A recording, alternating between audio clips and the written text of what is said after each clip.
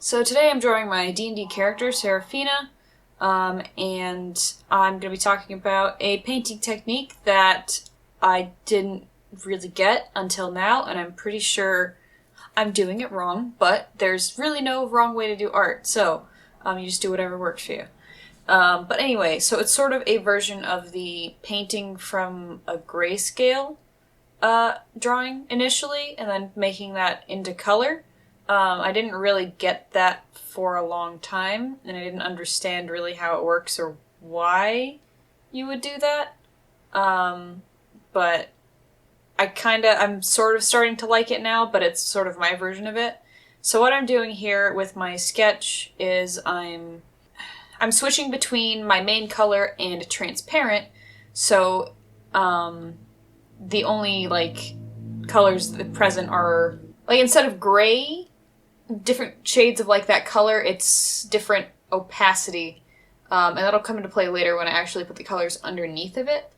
In a lot of grayscale painting, you find that they'll have you put the color on top, is what I've seen, which is kind of weird in my opinion, because then you have to color on a weird layer mode, and I don't like that.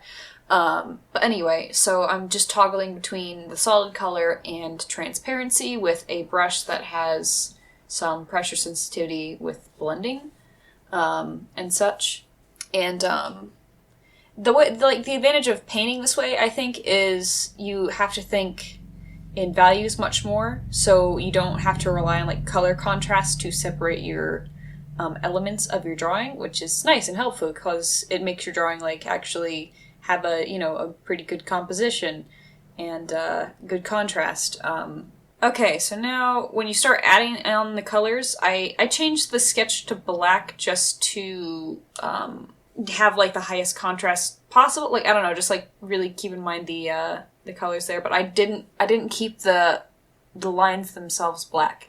I did color in the lines. I'll show you a picture at the end of what everything looked like when I colored the lines. What just the black and white sketch looks like.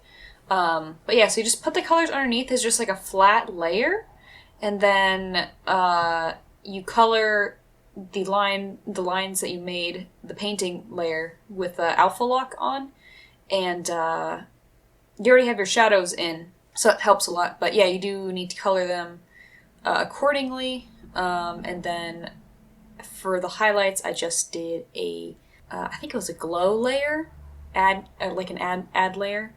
You could probably play around with whatever layer mode you like best for that.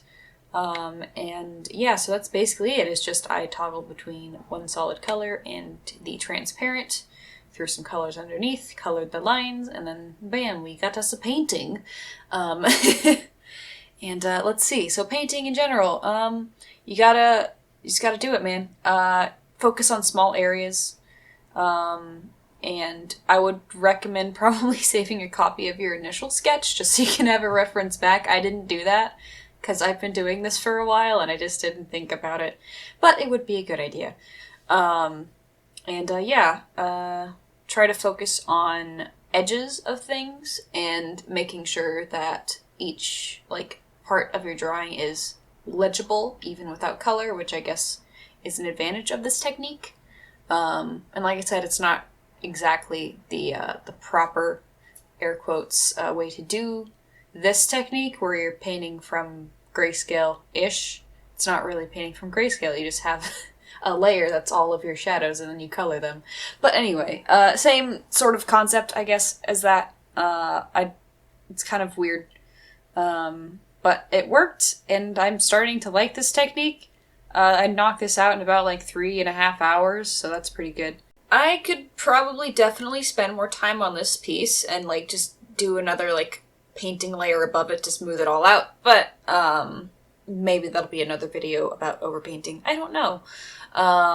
It's just another way to refine painting. But yeah, so thanks for tuning in. I hope this was somewhat helpful, even though I'm a bit, clumsy with words a lot of the time, most of the time. So thanks for tuning in, and hope to see you